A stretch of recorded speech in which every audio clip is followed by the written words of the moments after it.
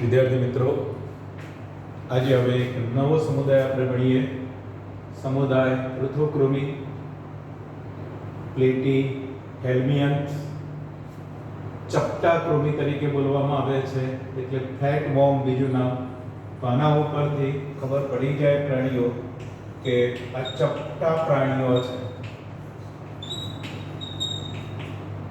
એટલે કે વિદ્યાર્થી મિત્રો, અહીં આકૃતિમાં જો તો આ પ્રાણીને ચપટું પ્રાણી કલ્પના કરવાની. આ પણ ચપટું, આ પણ ચપટું. તો ચપટા પ્રાણીઓ છે ખાસ, એટલા માટે આપણે ચપટા કૃમિ તરીકે અમને ઓળખીશું. આ સમુદાયના પ્રાણીઓમાં પ્લેનેરિયા, જે મીઠા પાણીમાં મુક્તજીવી છે, પટ્ટીકૃમિ, ટેપવોર્મ, એની પ્રજાતિનું નામ આપેલું છે ટેનિયા, તો એ અંતઃપરોપજીવી છે. યકૃત કૃમિ, લીવર પ્લુન્ક, અને એની પ્રજાતિનું નામ છે ફેસિયોલા, આ પણ અંતઃપરોપજીવી છે.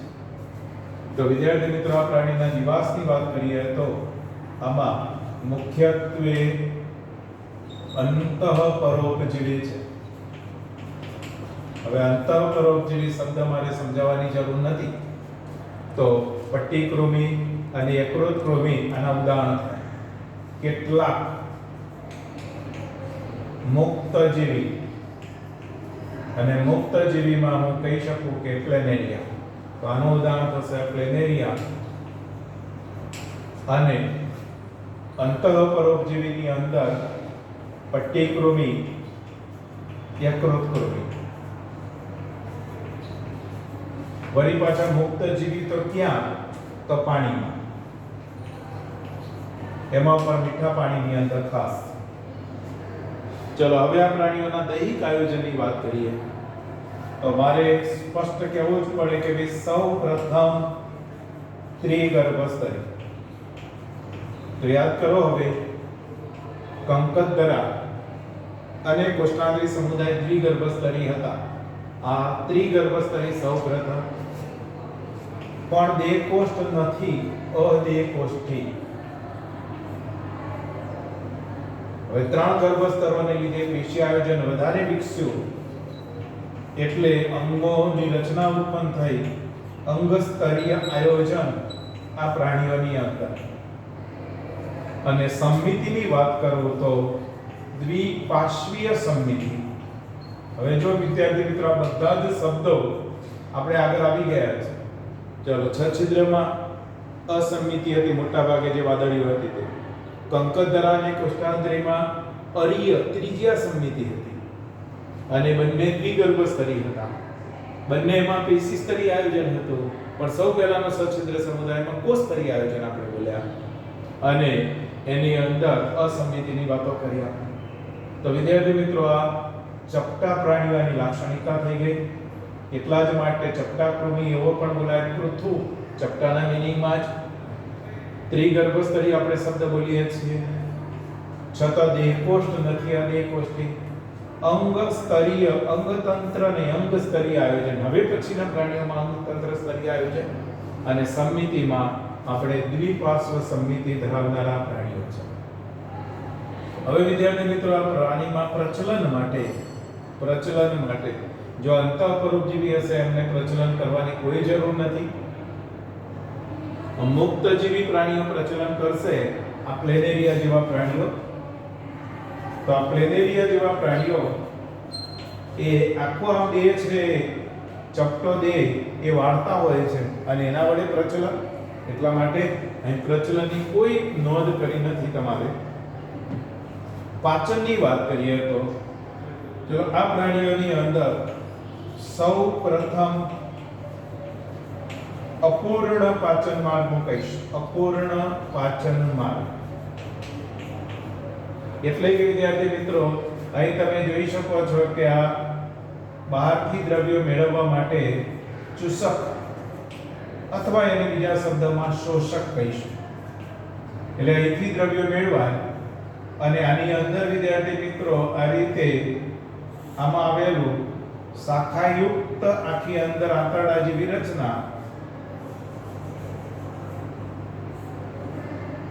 એટલે અહીંથી આવેલા દ્રવ્યો આની અંદર જ જાય, આ એક જ દ્વાર, ત્યાંથી ન પચેલા દ્રવ્યો બહાર, એટલે આ ચૂસકની અંદર આવેલા એમ કહેવાય કે મુખ દ્વાર છે.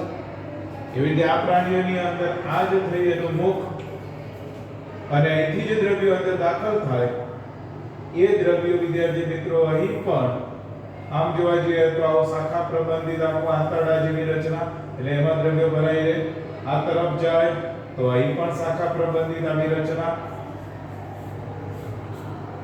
તો આમ અપૂર્ણ પાચન માર્ગ અને અંદર આવા શાખા પ્રબંધિત આંતરમાર્ગ, પાચન માર્ગ, તો એમ કહીએ તો એ ચાલશે. ચાલો, પાચન માર્ગ, એની અંદર આપણે કહીએ કે પટ્ટીકૃમિની અંદર, પટ્ટીકૃમિમાં તો પાચન માર્ગનો અભાવ, કેમ? આ પટ્ટીકૃમિની અંદર જુઓ તો અહીંથી આ થોડાક જ દ્રવ્યો, બાકી અહીંથી બધા જ આવા ખંડો બની ગયા, બધા જ ખંડ કહેવાશે. તો વિદ્યાર્થી મિત્રો આ પ્રાણી શું કરશે? તો અહીંથી જે દ્રવ્યો સપાટી દ્વારા દ્રવ્ય ખંડ એ દ્રવ્યો મેળવશે. એટલે પટ્ટીકૃમિ જેવા પ્રાણીમાં સપાટી દ્વારા પોષક દ્રવ્યો મેળવે.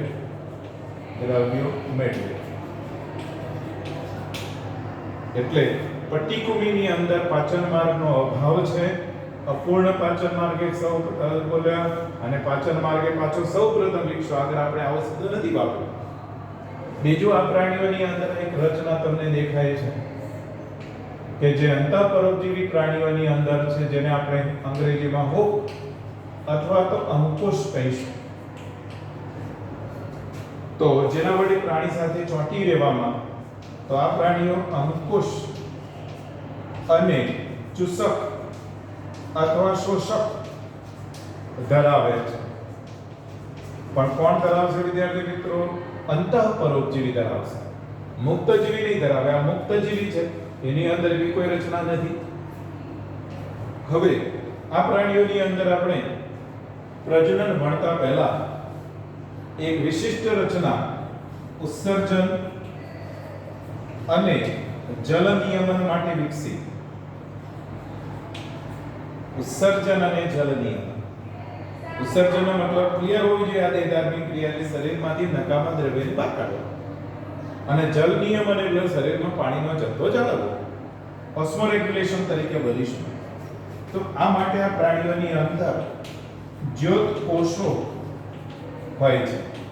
જ્યોત કોષો નામ ઉપરથી ખબર પડી જાય, ફ્લેમ સેલ, કે આ પ્રાણીઓની અંદર આજુબાજુના જે કોષો હોય એ આજુબાજુના કોષોમાંથી આ કોષ બતાવી દીધા, એની અંદરથી ઉત્સર્ગ દ્રવ્યો શોષવા માટે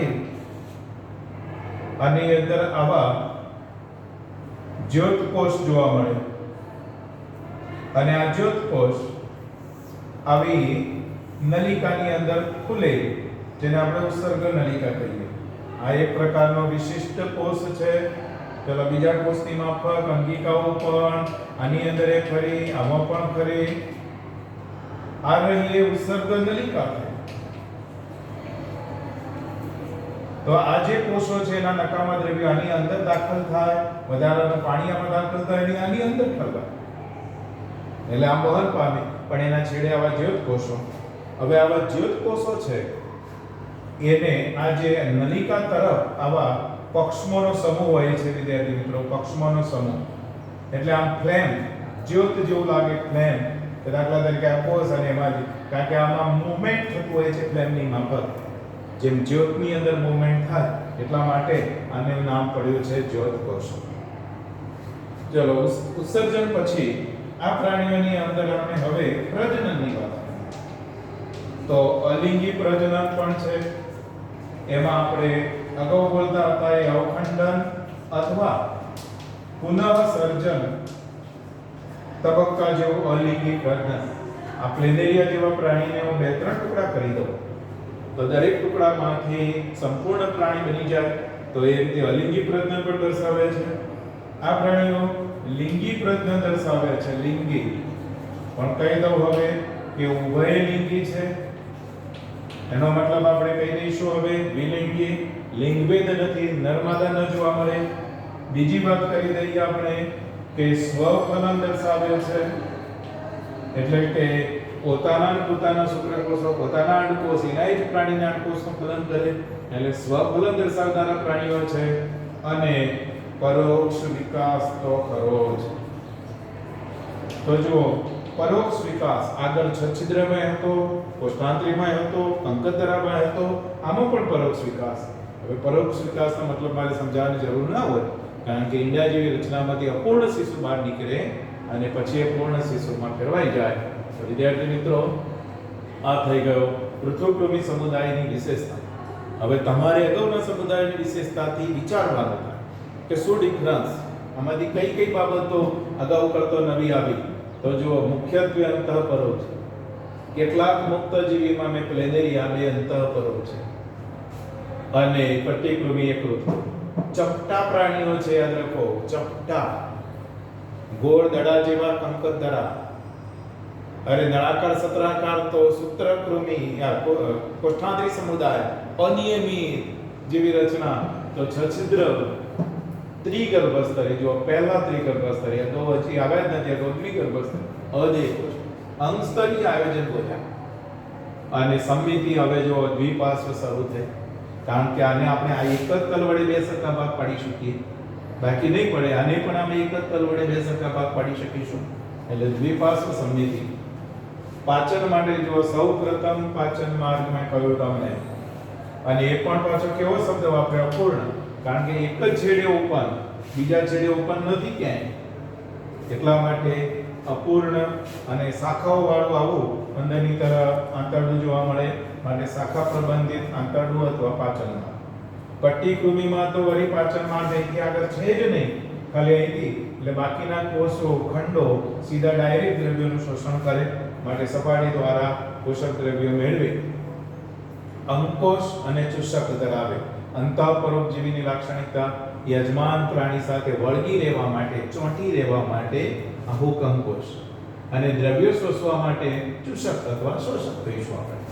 હવે આ પ્રાણીઓમાં જો જલ નિયમન, જ્યોતકોષો દ્વારા, જ્યોતકોષની મેં સમજ આપી દીધી વિદ્યાર્થી મિત્રો, કે ચલો આ રીતે લોટ ઓફ જ્યોતકોષો આપણી ઉત્સર્ગ નલિકાના છેડે હોય અને ઉત્સર્ગ દ્રવ્ય આજુબાજુમાંથી મેળવશે, વધારાનું પાણી અને નાખશે, અને આવી જ્યોત, ફ્લેમ જેવી રચના જોવા મળે આપણને, માટે ફ્લેમ સેલ.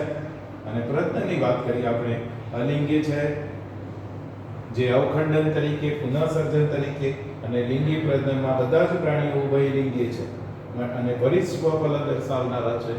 તો વિદ્યાર્થી મિત્રો, હવે આ સમુદાય વિશેની ક્લિયર સમજ. તો હવે એના પછી એક સમુદાય આપણે ભણીશું, સૂત્રકૃમિ.